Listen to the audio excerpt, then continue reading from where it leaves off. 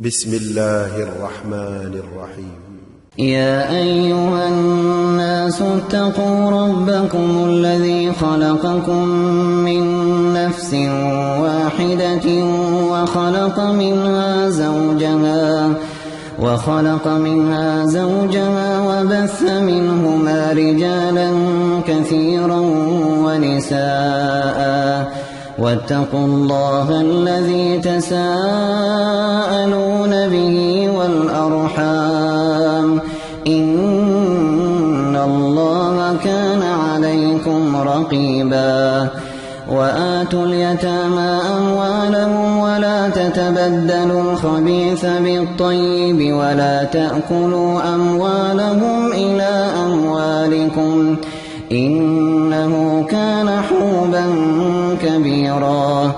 وإن خفتم ألا تقسطوا في اليتامى فانكحوا ما طاب لكم من النساء مثنى وثلاث ورباع. فإن خفتم ألا تعدلوا فواحدة أو ما ملكت أيمانكم ذلك أدنى ألا تعولوا. وآتوا النساء صدقاتهن نحلة فإن طبن لكم عن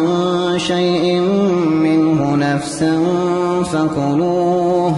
فكلوه هنيئا مريئا.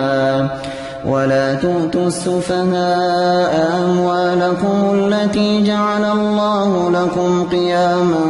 وارزقوهم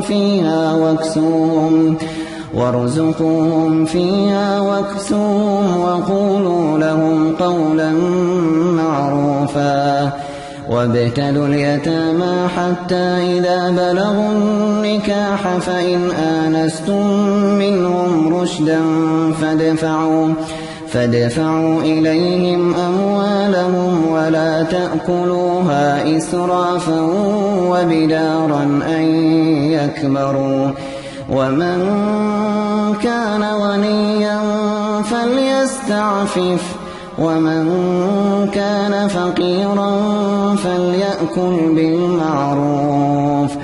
فإذا دفعتم إليهم أموالهم فأشهدوا عليهم وكفى بالله حسيبا. للرجال نصيب مما ترك الوالدان والأقربون وللنساء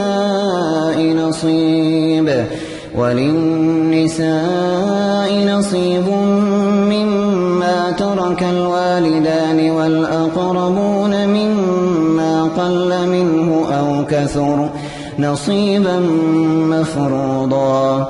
وإذا حضر القسمة أولو القربى واليتامى والمساكين فارزقوهم منه وقولوا لهم قولا معروفا. وليخشى الذين لو تركوا من خلفهم ذرية ضعافا خافوا عليهم فليتقوا الله وليقولوا قولا سديدا. إن الذين يأكلون أموال اليتامى ظلما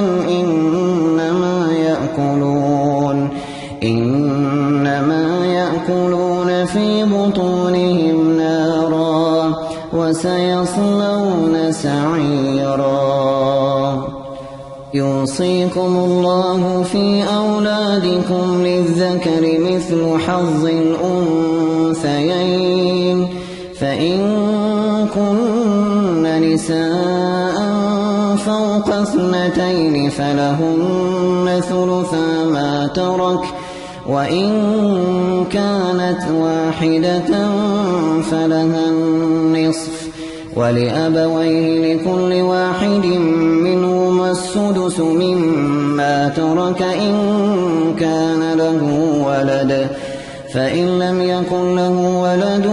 وورثه أبواه فلأمه الثلث فإن كان له إخوة فلأمه السدس من بعد وصية يوصي بها أو دين. آباؤكم وأبناؤكم لا تدرون أيهم أقرب لكم نفعا فريضة من الله إن الله كان عليما حكيما. ولكم نصف ما ترك أزواجكم إن لم يكن لهن ولد فإن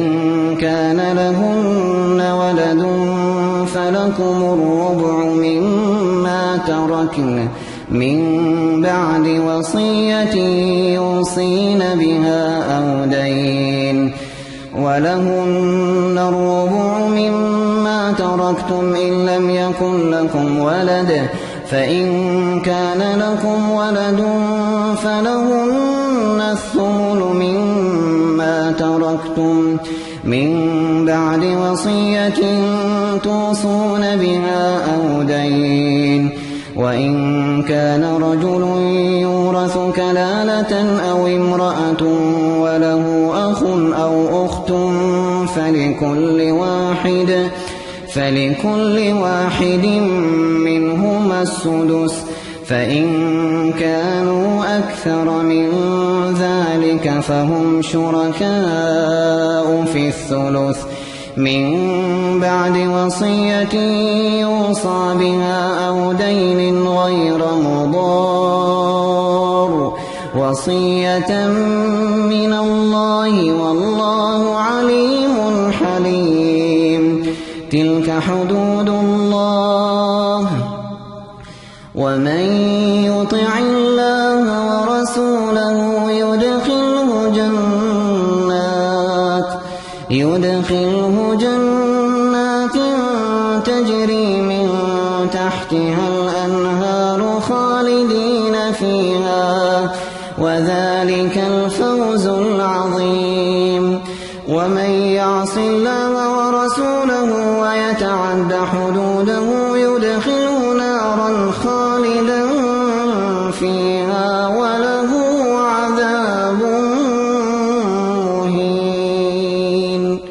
واللاتي يأتين الفاحشة من نسائكم فاستشهدوا عليهن 4 منكم فإن شهدوا فأمسكوهن في البيوت حتى يتوفاهن الموت أو يجعل الله لهن سبيلا. واللذان يأتيانها منكم فآذوهما فإن تابا وأصلحا فأعرضوا عنهما إن الله كان توابا رحيما. إنما التوبة على الله للذين يعملون السوء بجهالة ثم يتوبون من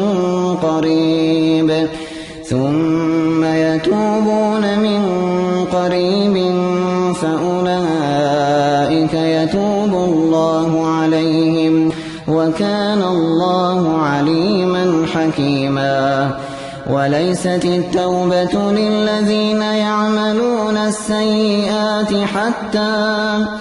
حتى إذا حضر أحدهم الموت قال إني تبت الآن ولا الذين يموتون وهم كفار أولئك أعتدنا لهم عذابا أليما. يا أيها الذين آمنوا لا يحل لكم أن ترثوا النساء كرها ولا تعضلوهن لتذهبوا ببعض ما آتيتموهن إلا أن يأتين بفاحشة مبينة وعاشروهن بالمعروف فإن كرهتموهن فعسى أن تكرهوا شيئا ويجعل الله فيه فيه ويجعل الله فيه خيرا كثيرا. وإن أردتم استبدال زوج مكان زوج وآتيتم إحداهن قنطارا فلا تأخذوا منه شيئا أتأخذونه بهتانا وإثما مبينا. وكيف تأخذونه وقد أفضى بعضكم إلى بعض وأخذن منكم ميثاقا غليظا. ولا تنكحوا ما نكح آباؤكم من النساء إلا ما قد سلف إنه كان فاحشة ومقتا وساء سبيلا. حرمت عليكم أمهاتكم وبناتكم وأخواتكم وعماتكم وخالاتكم وبنات الأخ وبنات الأخت وأمهاتكم اللاتي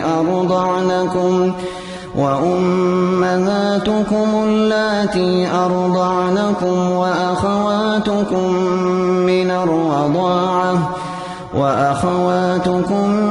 من الرضاعة وأمهات نسائكم وربائبكم اللاتي في حجوركم من نسائكم اللاتي دخلتم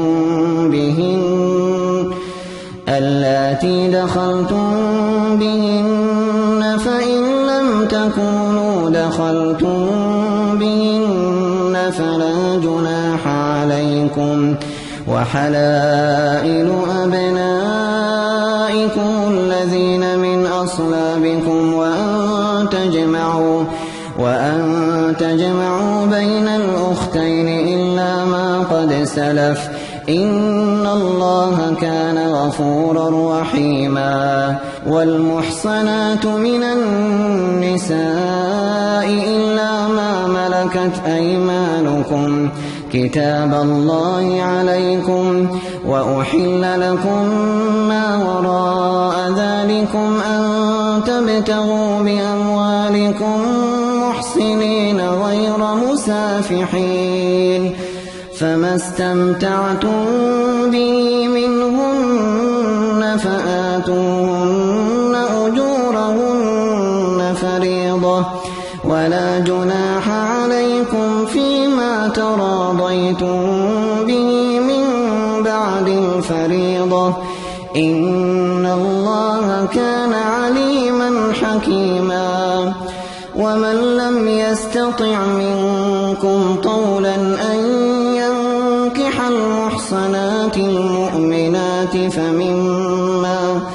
فمما ملكت أيمانكم من فتياتكم المؤمنات والله أعلم بإيمانكم بعضكم من بعض فانكحوهن بإذن أهلهن وآتوهن أجورهن بالمعروف محصنات غير مسافحات ولا متخذات أخدان. فإذا أحصن فإن أتين بفاحشة فعليهن نصف ما على المحصنات من العذاب ذلك لمن خشي العنة منكم وأن تصبروا خير لكم والله غفور رحيم. يريد الله ليبين لكم ويهديكم سنن الذين من قبلكم ويتوب عليكم والله عليم حكيم. والله يريد أن يتوب عليكم ويريد الذين يتبعون الشهوات أن تميلوا ميلا عظيما يريد الله أن يخفف عنكم وخلق الإنسان ضعيفا يا أيها الذين آمنوا لا تأكلوا أموالكم بينكم بالباطل إلا أن تكون تجارة عن تراض منكم ولا تقتلوا أنفسكم إن الله كان بكم رحيما ومن يفعل ذلك عدوانا وظلما فسوف نصليه نارا وكان ذلك على الله يسيرا إن تجتنبوا كبائر ما تنهون عنه نكفر عنكم سيئاتكم وندخلكم مدخلا كريما ولا تتمنوا ما فضل الله به بعضكم على بعض للرجال نصيب مما اكتسبوا وللنساء نصيب مما اكتسبن واسألوا الله من فضله إن الله كان بكل شيء عليما ولكل جعلنا موالي مما ترك الوالدان والأقربون والذين عقدت أيمانكم فآتوهم نصيبهم إن الله كان على كل شيء شهيدا الرجال قوامون على النساء بما فضل الله بعضهم على بعض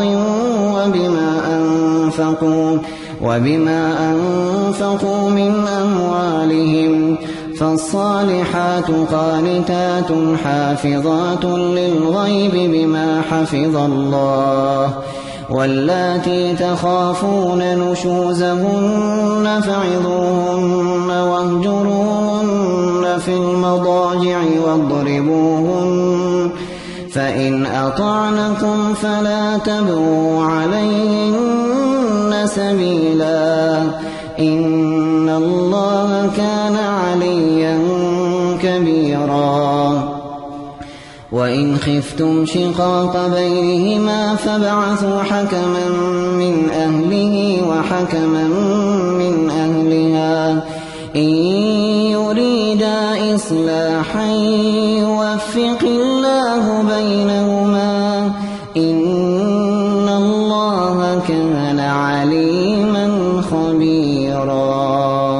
واعبدوا الله ولا تشركوا به شيئا وبالوالدين إحسانا وبذي القربى واليتامى والمساكين والجار ذي القربى والجار الجنب والصاحب بالجنب وابن السبيل وما ملكت أيمانكم إن الله لا يحب من كان مختالا فخورا الذين يبخلون ويأمرون الناس بالبخل ويكتمون ما آتاهم الله من فضله وأعتدنا للكافرين عذابا مهينا والذين ينفقون أموالهم رئاء الناس ولا يؤمنون بالله ولا باليوم الآخر ومن يكن الشيطان له قرينا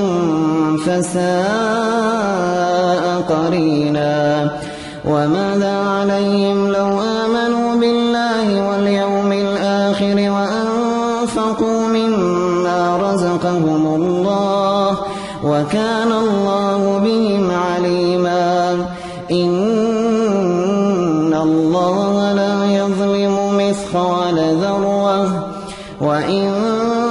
تك حسنة يضاعفها ويؤت من لدنه أجرا عظيما فكيف إذا جئنا من كل أمة بشهيد وجئنا بك على هؤلاء شهيدا يومئذ يود الذين كفروا وعصوا الرسول لو تسوى بهم الأرض ولا يكتمون الله حديثا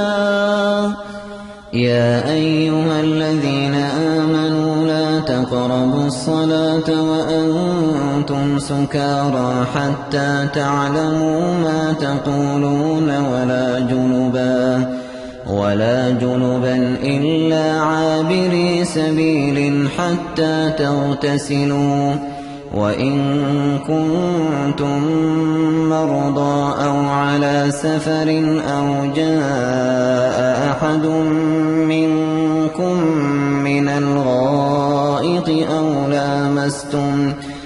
أو لامستم النساء فلم تجدوا ماء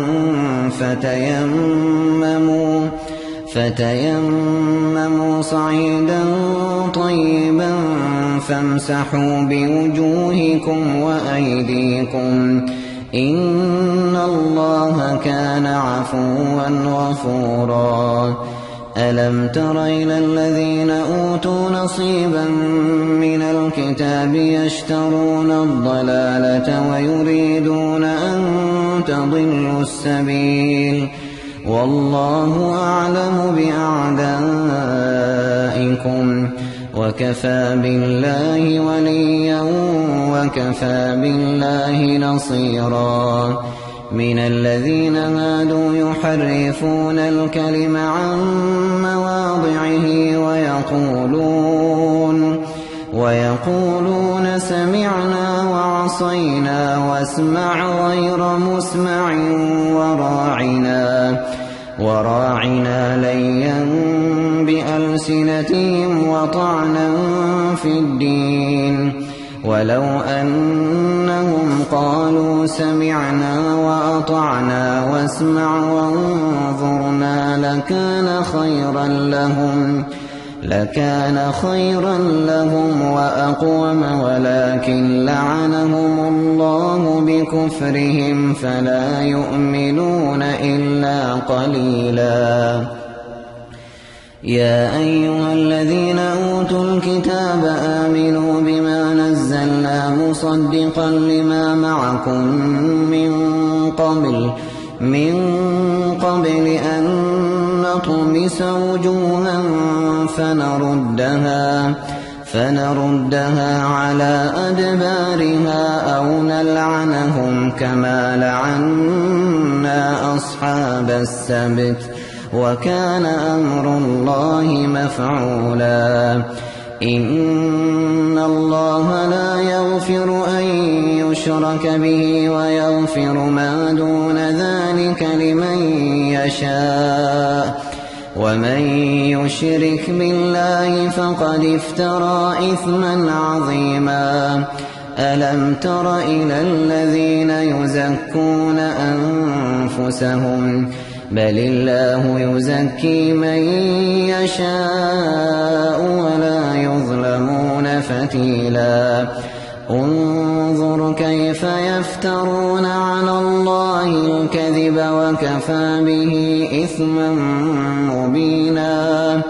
ألم تر إلى الذين أوتوا نصيبا من الكتاب يؤمنون بالجبت والطاغوت ويقولون للذين كفروا هؤلاء أهدى من الذين آمنوا سبيلا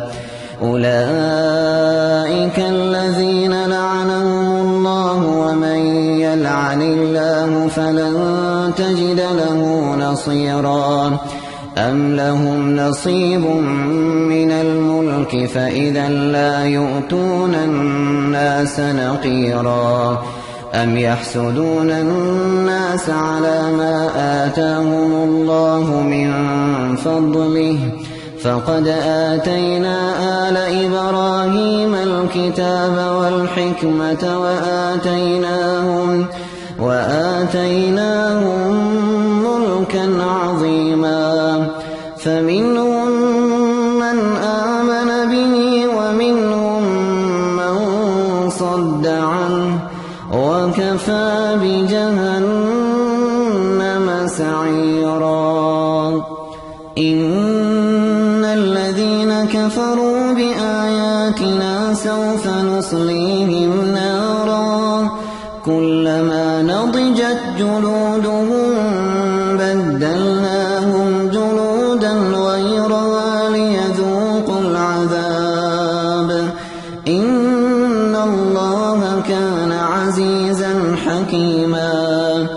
والذين آمنوا وعملوا الصالحات سندخلهم جنات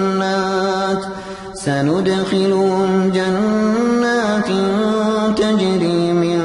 تحتها الأنهار خالدين فيها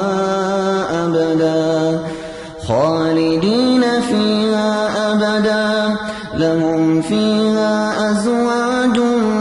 مطهرة وندخلهم ظلا ظليلا إن الله يأمركم أن تؤدوا الأمانات إلى أهلها وإذا حكمتم بين الناس أن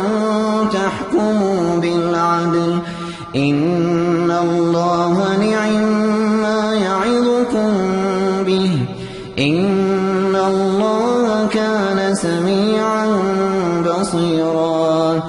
يا أيها الذين آمنوا أطيعوا الله وأطيعوا الرسول وأولي الأمر منكم فإن تنازعتم في شيء فردوه إلى الله والرسول إن كنتم تؤمنون بالله واليوم الآخر ذلك خير وأحسن تأويلا ألم تر إلى الذين يزعمون أنهم آمنوا بما أنزل إليك وما أنزل من قبلك يريدون أن يتحاكموا إلى الطاغوت وقد أمروا أن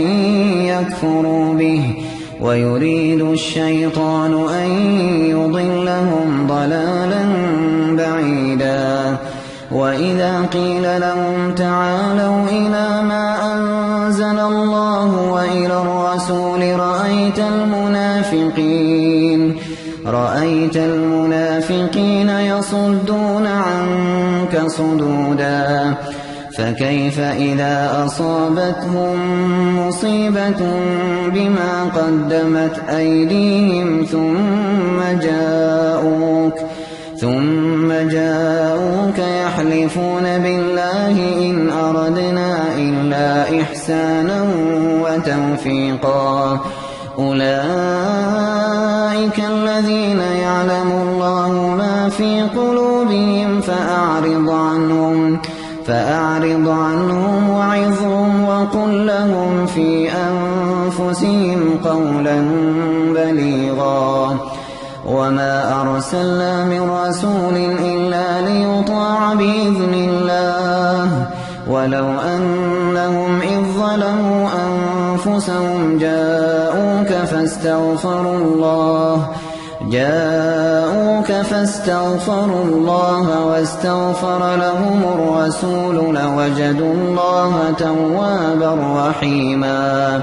فلا وربك لا يؤمنون حتى يحكموك فيما شجر بينهم ثم لا يجدوا في أنفسهم حرجا مما قضيت ويسلموا تسليما ولو أنا كتبنا عليهم أن اقتلوا أنفسكم أو اخرجوا من دياركم ما فعلوه إلا قليل منهم ولو أنهم فعلوا ما يوعظون به لكان خيرا لهم وأشد تثبيتا وإذا لآتيناهم من لدنا أجرا عظيما ولهديناهم صراطا مستقيما ومن يطع الله والرسول فأولئك مع الذين أنعم الله عليهم من النبيين والصديقين والشهداء والصالحين وحسن أولئك رفيقا ذلك الفضل من الله وكفى بالله عليما يا أيها الذين آمنوا خذوا حذركم فانفروا ثبات أو انفروا جميعا وإن منكم لمن ليبطئن فإن أصابتكم مصيبة قال قد أنعم الله علي إذ لم أكن معهم شهيدا ولئن أصابكم فضل من الله ليقولن كأن لم تكن بينكم وبينه مودة يا ليتني كنت معهم فأفوز فوزا عظيما فليقاتل في سبيل الله الذين يشرون الحياة الدنيا بالآخرة ومن يقاتل في سبيل الله فيقتل أو يغلب فسوف نؤتيه أجرا عظيما وما لكم لا تقاتلون في سبيل الله والمستضعفين من الرجال والنساء والولدان الذين يقولون ربنا أخرجنا من هذه القرية الظالم أهلها واجعل لنا من لدنك وليا واجعل لنا من لدنك نصيرا الذين آمنوا يقاتلون في سبيل الله والذين كفروا يقاتلون في سبيل الطاغوت فقاتلوا أولياء الشيطان إن كيد الشيطان كان ضعيفا ألم تر إلى الذين قيل لهم كفوا أيديكم وأقيموا الصلاة وآتوا الزكاة فلما كتب عليهم القتال إذا فريق منهم يخشون الناس كخشية الله أو أشد خشية وقالوا ربنا لم كتبت علينا القتال لولا أخرتنا إلى أجل قريب قل متاع الدنيا قليل والآخرة خير لمن اتقى ولا تظلمون فتيلا أينما تكونوا يدرككم الموت ولو كنتم في بروج مشيدة وإن تصبهم حسنة يقولوا هذه من عند الله وإن تصبهم سيئة يقولوا هذه من عندك قل كل من عند الله القوم لا يكادون يفقهون حديثا ما أصابك من حسنة فمن الله وما أصابك من سيئة فمن نفسك وأرسلناك للناس رسولا وكفى بالله شهيدا من يطع الرسول فقد أطاع الله ومن تولى فما أرسلناك عليهم حفيظا ويقولون طاعة فإذا برزوا من عندك بيت طائفة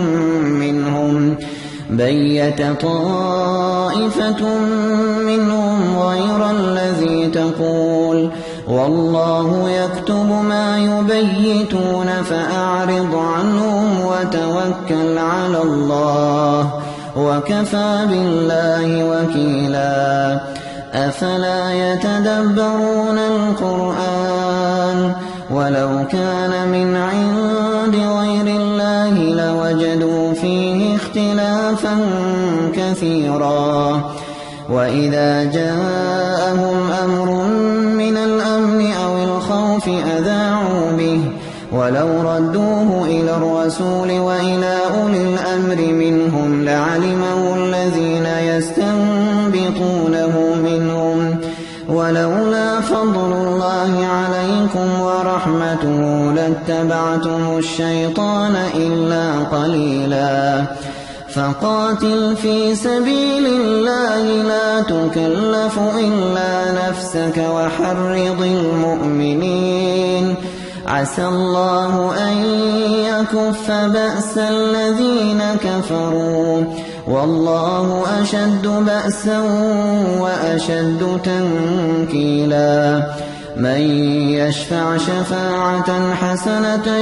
يكن له نصيب منها ومن يشفع شفاعة سيئة يكن له كفل منها وكان الله على كل شيء مقيتا وإذا حييتم بتحية فحيوا بأحسن منها أو ردوها إن الله كان على كل شيء حسيبا الله لا إله إلا هو ليجمعنكم إلى يوم القيامة لا ريب فيه ومن أصدق من الله حديثا فما لكم في المنافقين فئتين والله أركسهم بما كسبوا أتريدون أن تهدوا من أضل الله ومن يضلل الله فلن تجد له سبيلا ودوا لو تكفرون كما كفروا فتكونون سواء فلا تتخذوا منهم أولياء حتى يهاجروا في سبيل الله فإن تولوا فخذوهم واقتلوهم حيث وجدتموهم ولا تتخذوا منهم وليا ولا نصيرا إلا الذين يصلون إلى قوم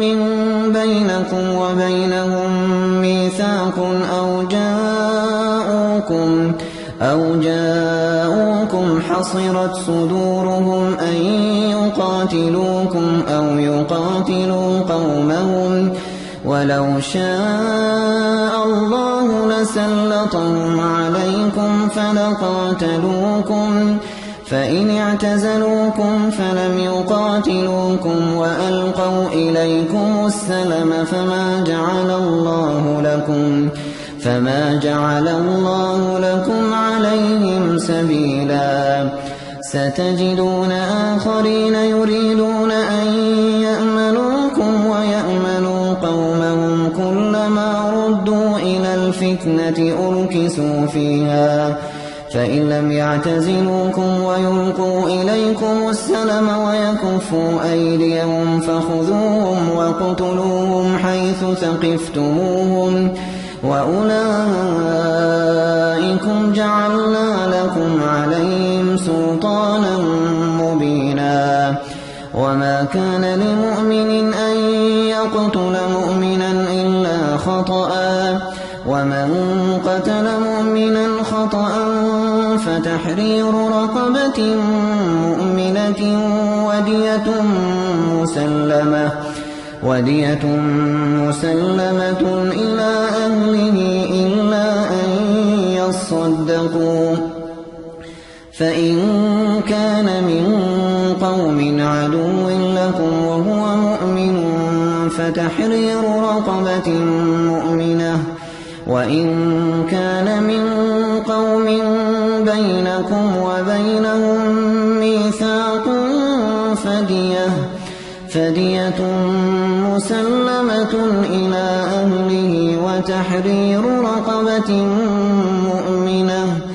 فمن لم يجد فصيام شهرين متتابعين توبة من الله وكان الله عليما حكيما ومن يقتل مؤمنا متعمدا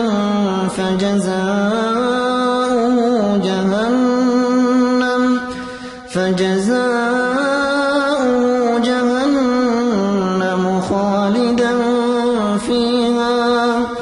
خالدا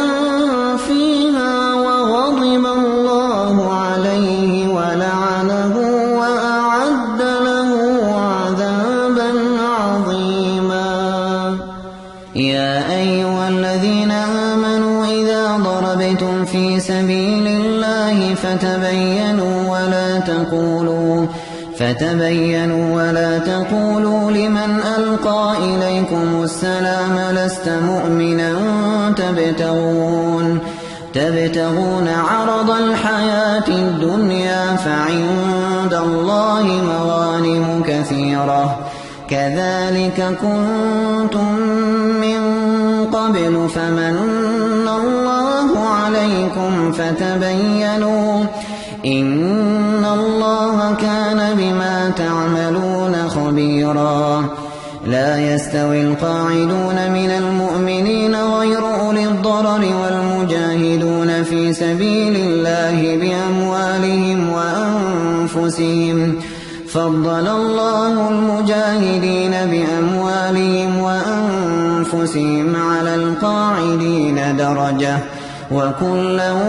وعد الله الحسنى وفضل الله المجاهدين على القاعدين أجرا عظيما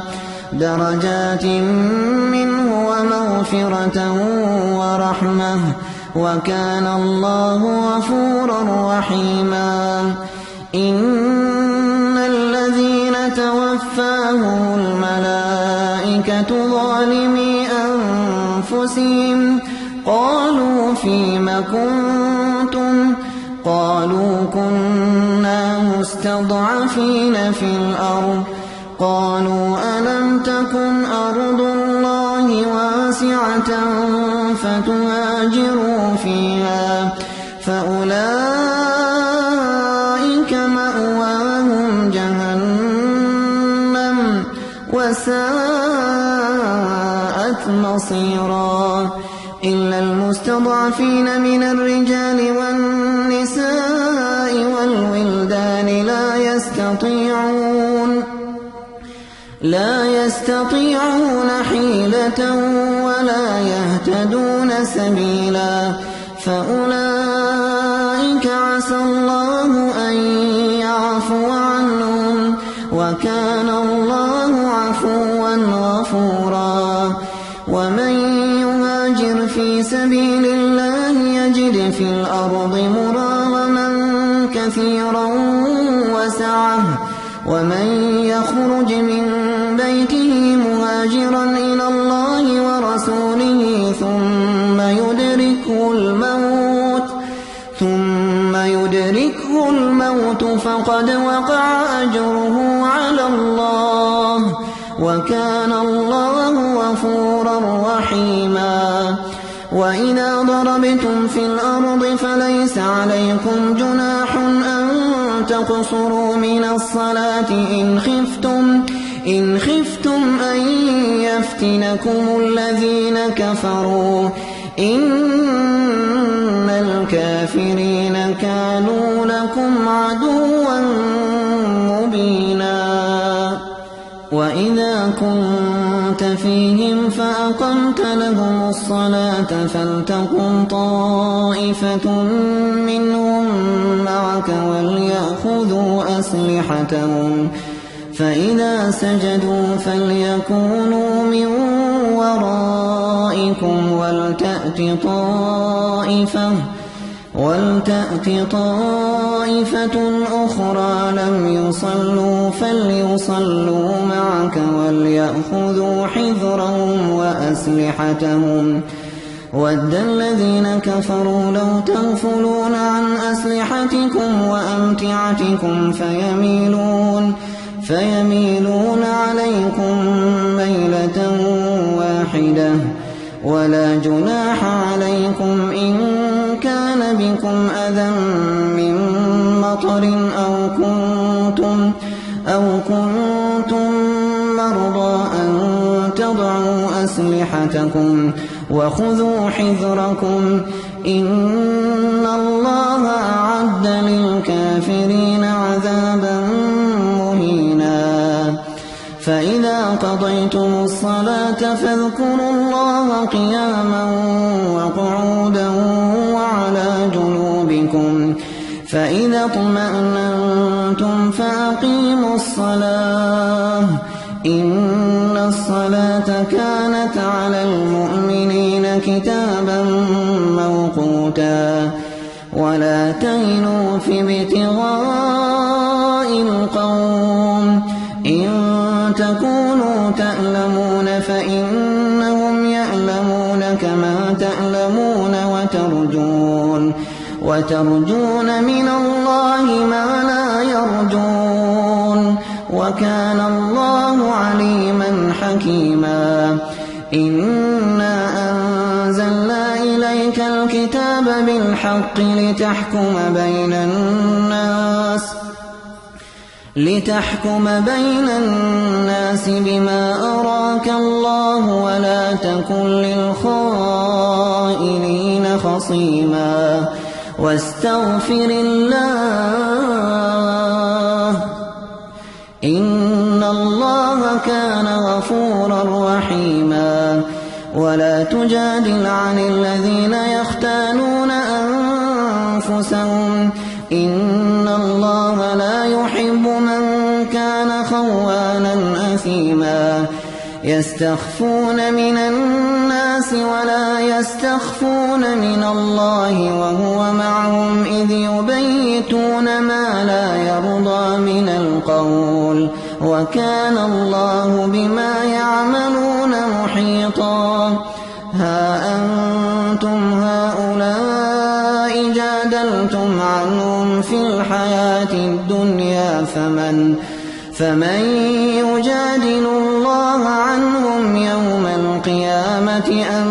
من يكون عليهم وكيلا ومن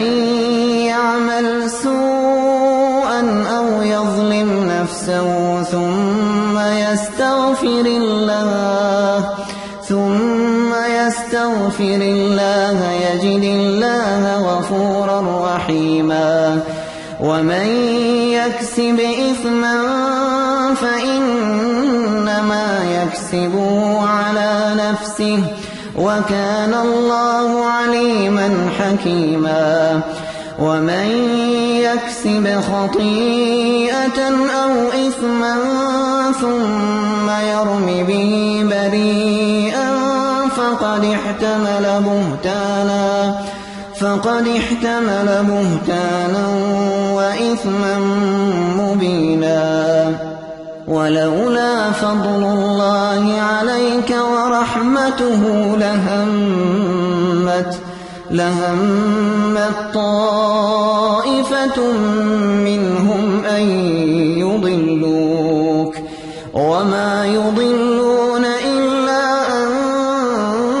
أنفسهم وما يضرونك من شيء وأنزل الله عليك الكتاب والحكمة وعلمك ما لم تكن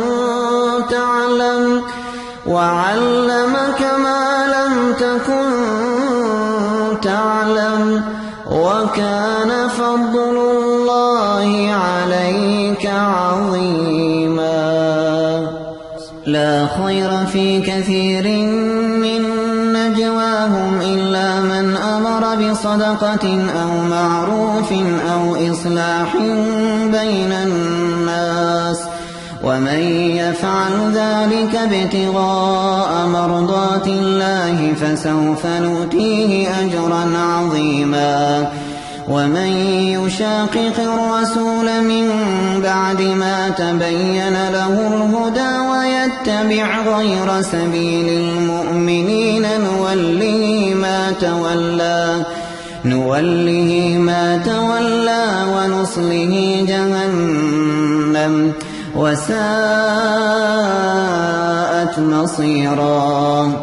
إن الله لا يغفر أن يشرك به ويغفر ما دون ذلك لمن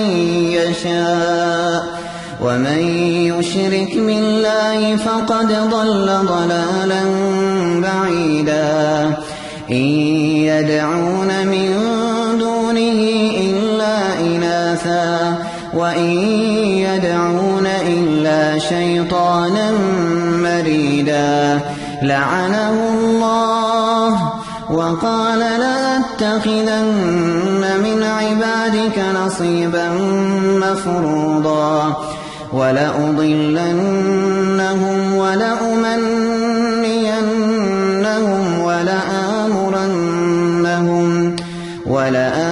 ولآمرنهم فليبتكن آذان الأنعام ولآمرنهم فليغيرن خلق الله. ومن يتخذ الشيطان وليا من دون الله فقد خسر خسرانا مبينا.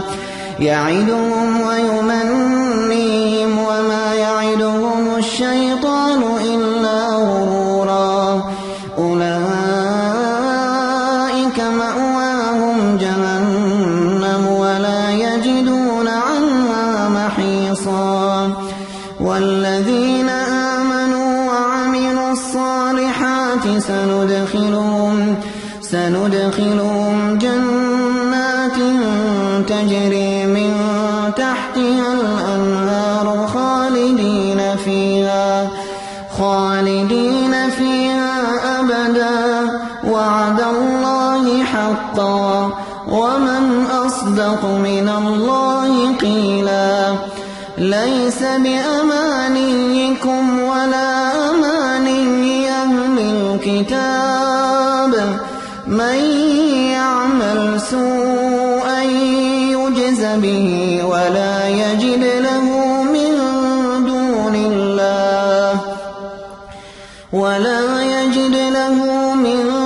دون الله وليا ولا نصيرا. ومن يعمل من الصالحات من ذكر أو أنثى وهو مؤمن فأولئك يدخلون الجنة ولا يظلمون نقيرا. ومن أحسن دينا ممن أسلم وجهه لله وهو محسن واتبع ملة إبراهيم حنيفا واتخذ الله إبراهيم خليلا. ولله ما في السماوات وما في الأرض وكان الله بكل شيء محيطا. ويستفتونك في النساء قل الله يفتيكم فيهن وما يتلى عليكم عليكم في الكتاب في يتامى النساء اللاتي لا تؤتونهن ما كتب لهن وترغبون أن تنكحوهن والمستضعفين من الولدان وأن تقوموا لليتامى بالقسط وما تفعلوا من خير فإن الله كان به عليما وإن امرأة خافت من بعلها نشوزا أو إعراضا فلا جناح عليهما أن يصلحا بينهما صلحا والصلح خير وأحضرت الأنفس الشح وإن تحسنوا وتتقوا فإن الله كان بما تعملون خبيرا ولن تستطيعوا أن تعدلوا بين النساء ولو حرصتم فلا تميلوا كل الميل فتذروها كالمعلقة وإن تصلحوا وتتقوا فإن الله كان غفورا رحيما وإن يتفرقا يغن الله كلا من سعته وكان الله واسعا حكيما ولله ما في السماوات وما في الأرض ولقد وصينا الذين أوتوا الكتاب من قبلكم وإياكم أن اتقوا الله وإن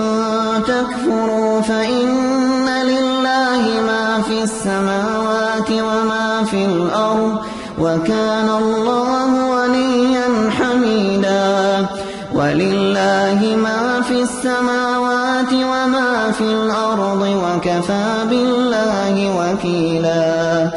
إن يشأ يذهبكم أيها الناس ويأت بآخرين وكان الله على ذلك قديرا من كان يريد ثواب الدنيا فعند الله ثواب الدنيا والآخرة وكان الله سميعا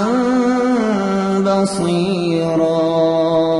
يا أيها الذين آمنوا كونوا قوامين بالقسط شهداء لله ولو على أنفسكم أو الوالدين والأقربين إن يكن غنيا أو فقيرا فالله أولى بهما فلا تتبعوا الهوى أن تعدلوا وإن تلووا أو تعرضوا فإن الله كان بما تعملون خبيرا يا أيها الذين آمنوا بالله ورسوله والكتاب الذي نزل على رسوله والكتاب الذي أنزل من قبل ومن يكفر بالله وملائكته وكتبه ورسله واليوم الآخر فقد ضل ضلالا بعيدا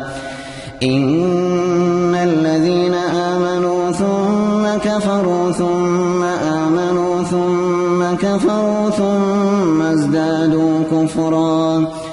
ثم ازدادوا كفرا لم يكن الله ليغفر لهم ولا ليهديهم سبيلا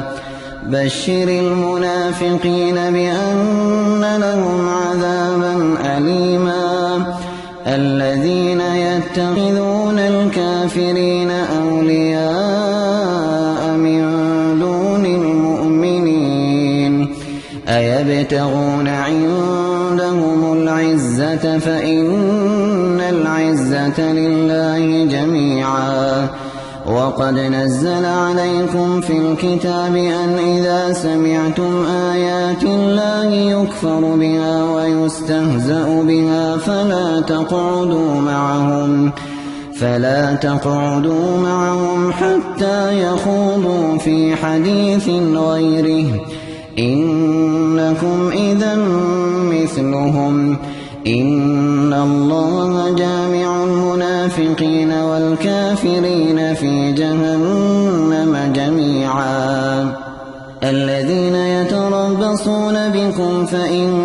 كان لكم فتح من الله قالوا ألم نكن معكم وإن كان للكافرين نصيب قالوا ألم نستحوذ عليكم ونمنعكم من المؤمنين فالله يحكم بينكم يوم القيامة ولن يجعل الله للكافرين على المؤمنين سبيلا إن المنافقين يخادعون الله وهو خادعهم وإذا قاموا إلى الصلاة قاموا كسالى يراءون الناس ولا يذكرون الله إلا قليلا مذبذبين بين ذلك لا إلى هؤلاء ولا إلى هؤلاء ومن يضلل الله فلن تجد له سبيلا يا أيها الذين آمنوا لا تتخذوا الكافرين أولياء من دون المؤمنين أتريدون أن تجعلوا لله عليكم سلطانا مبينا إن المنافقين في الدرك الأسفل من النار ولن تجد لهم نصيرا إلا الذين تابوا وأصلحوا واعتصموا بالله وأخلصوا دينهم لله فأولئك مع المؤمنين وسوف يؤتي الله المؤمنين أجرا عظيما ما يفعل الله بعذابكم إن شكرتم وآمنتم وكان الله شاكرا عليما لا يحب الله الجهر بالسوء من القول إلا من ظلم وكان الله سميعا عليما إن تبدوا خيرا أو تخفوه أو تعفوا عن سوء فإن الله كان عفوا قديرا إن الذين يكفرون بالله ورسله ويريدون أن يفرقوا بين الله ورسله ويقولون نؤمن ببعض ونكفر ببعض ويريدون أن يتخذوا بين ذلك سبيلا أولئك هم الكافرون حقا وأعتدنا للكافرين عذابا مهينا والذين آمنوا بالله ورسله ولم يفرقوا بين أحد منهم أولئك سوف يؤتيهم أجورهم وكان الله غفورا رحيما يسألك أهل الكتاب أن تنزل عليهم كتابا من السماء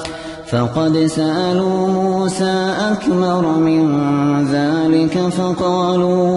فقالوا أرنا الله جهرة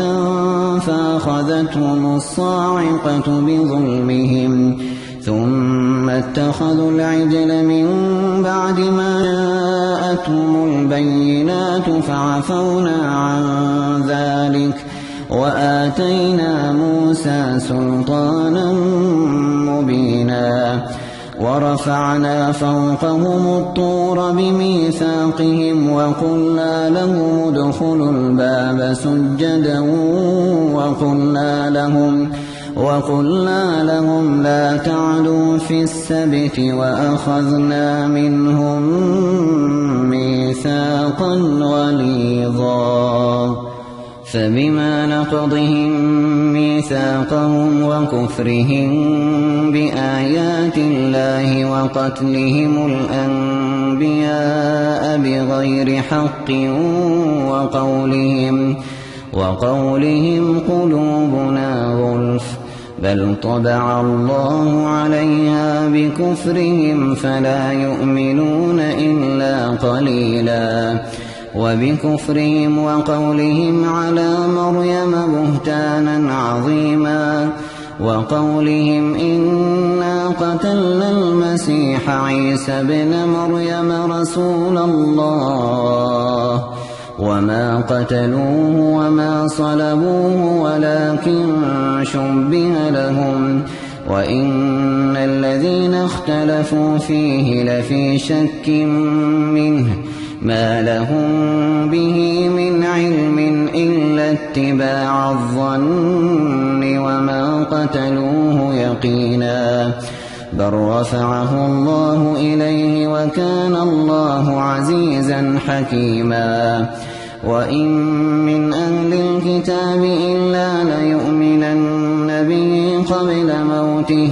ويوم القيامة يكون عليهم شهيدا فبظلم من الذين هادوا حرمنا عليهم طيبات أحلت لهم وبصدهم عن سبيل الله كثيرا وأخذهم الربا وقد نهوا عنه وأكلهم أموال الناس بالباطل وأعتدنا للكافرين منهم عذابا أليما لكن الراسخون في العلم منهم والمؤمنون يؤمنون بما أنزل إليك وما أنزل من قبلك والمقيمين الصلاة والمؤتون الزكاة والمؤمنون بالله واليوم الآخر أولئك سنؤتيهم أجرا عظيما إنا أوحينا إليك كما أوحينا إلى نوح والنبيين من بعده وأوحينا إلى إبراهيم وإسماعيل وإسحاق ويعقوب والأسباط وعيسى وأيوب ويونس وهارون وسليمان وآتينا داود زبورا ورسلا قد قصصناهم عليك من قبل ورسلا لم نقصصهم عليك وكلم الله موسى تكليما رسلا مبشرين ومنذرين لئلا يكون للناس على الله حجة بعد الرسل وكان الله عزيزا حكيما لكن الله يشهد بما أنزل إليك أنزله بعلمه والملائكة يشهدون وكفى بالله شهيدا إن الذين كفروا وصدوا عن سبيل الله قد ضلوا ضلالا بعيدا إن الذين كفروا وظلموا لم يكن الله ليغفر لهم ولا ليهديهم طريقا إلا طريق جهنم خالدين فيها أبدا وكان ذلك على الله يسيرا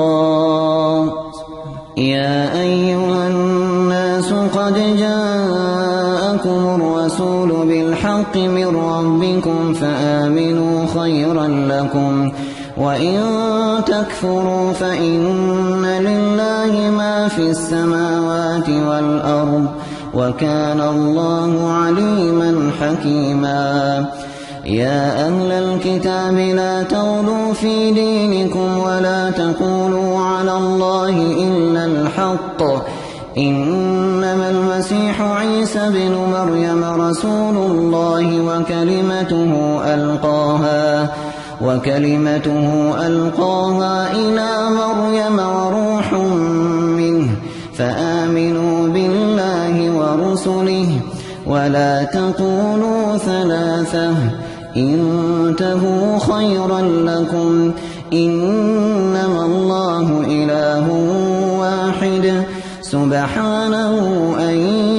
يكون له ولد، له ما في السماوات وما في الأرض، وكفى بالله وكيلا. لن يستنكف المسيح أن يكون عبدا لله ولا الملائكة المقربون، ومن يستنكف عن عبادته ويستكبر فسيحشرهم إليه جميعا. فأما الذين آمنوا وعملوا الصالحات فيوفيهم أجورهم ويزيدهم من فضله، وأما الذين استنكفوا واستكبروا فيعذبهم عذابا أليما ولا يجدون لهم من دون الله وليا ولا نصيرا. يا أيها الناس قد جاءكم برهان من ربكم وأنزلنا إليكم نورا مبينا. فأما الذين آمنوا بالله واعتصموا به فسيدخلهم في رحمة منه وفضل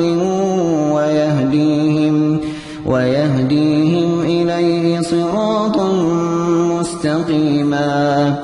يستفتونك قل الله يفتيكم في الكلالة، إن امرؤ هلك ليس له ولد وله أخت